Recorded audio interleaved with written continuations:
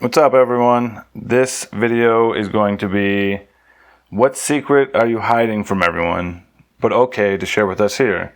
Posted by askreddit. First one, I spend all my time at work on Reddit. Not a bad way to spend your time. I am pretty much a mess about getting older. If I go by my family history, I have less than 15 years left. I find myself thinking, well, I won't be around for that on quite a few decisions with my significant other, so I smile and say, sounds good. I recently found out that I have an extra $10,000 in student debt.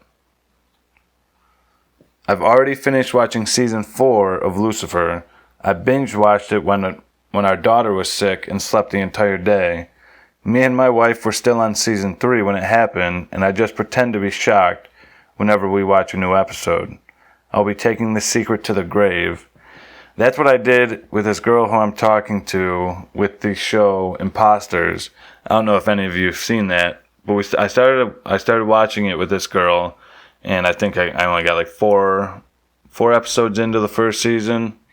And there's only 2 seasons, but we didn't hang out for like a week after that. And the next time I hung out, I finished both seasons, and I had to rewatch it all. It's still a good show, but I had to do the same thing. I had to act shocked at everything that came up. It's a pretty big secret. I failed high school twice, and I'm faking going to college, but instead taking high school final exams. I feel sad and disappointed looking at my parents' faces, but I can't do anything instead, just give my best in the exams. So, how is that going to work when you actually go to college? Are your parents going to realize you've been in college for 5-6 years just to get a bachelor's degree? I'm going to grad school in the fall and leaving my company. I've known since I was interviewing, and I've always known this was just a quick stint for some money. They would not have hired me if I had told them that, though. Well, yeah, of course not. Why would anyone tell them that? I'm planning on getting some pet ducks. Sweet. I am a pathological liar. I don't even mean to, but I just do it at this point, and it scares me a bit. I am fixing it, though. It's definitely fixable, but you'll never overcome the impulse to do it. The big key is to admit it to the people you've lied to.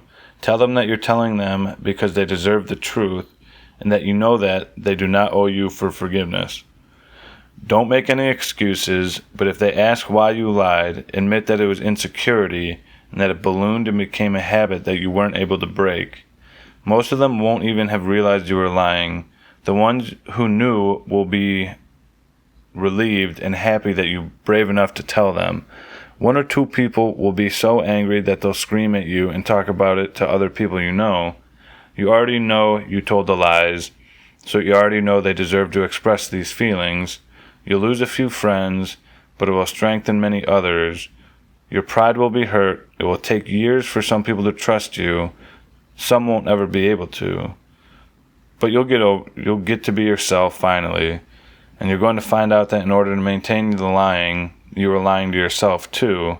It will take a long time to feel right about the real you, but it's absolutely, completely, totally worth all of this.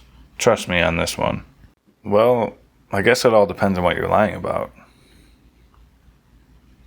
The family computer didn't break because of downloading music. It was me and my adolescent internet browsing. You think your parents don't know this? Of course, they have to know it's from porn.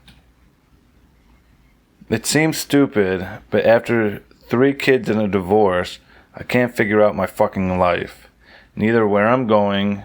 I carry around regrets and mom guilt, and am completely lost. I don't doubt that you're alone. I'm a grown man, and I love Winnie the Pooh. I don't own any memorabilia or anything, but I watch YouTube vids, and I see it on TV, or if I see it on TV, I have to watch it. I am really lonely and sad, but I don't know how to fix it. I just end up feeling like a burden, so I pretend it's all okay. I like having crushes, but not actually doing anything about them, partially because I enjoy the blissful feeling of liking someone. and partially because that gets ruined whenever I actually do anything about it. I regret deeply not bonding more with my college class. I just now realized that I was liked by them, and I kind of pushed them away all these years. See, I was the opposite in college. I didn't want to talk to anyone. I don't want to befriend anyone. I have enough friends. Get in there, do your work. Don't talk to people unless, you have to. You have to partner up with someone and get out of there.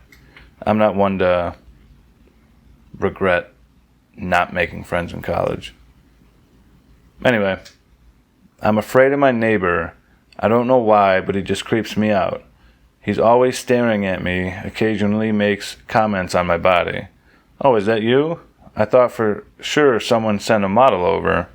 You have a great body for a teenager. Those shorts look awfully short on you. I'm 14. He and my dad are friends and is always over at my house. When he comes over, I'll always hide in my room. My mom doesn't like him either because of the time he came during my babysitter's sleepover and just sat in silence at the fire pit while my dad went inside to get drinks. I'm afraid to say anything to my dad because I know he isn't able to get out with his friends a lot and he really likes my neighbor, but I can't shake the feeling that something is just off with him.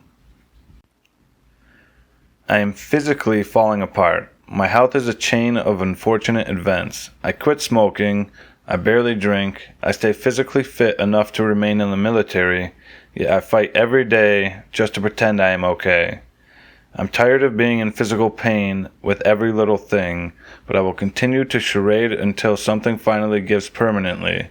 It actually scares me. I hate that I am 45 years old and I feel as if I am 80. Edit. The secret is that everyone I know thinks I am strong. I've overcome so much. I'm a fighter, blah, blah, blah. The reality is I live in daily pain and it's starting to wear on me, physically and emotionally. Edit 2. Holy shit, this blah, blah, blah.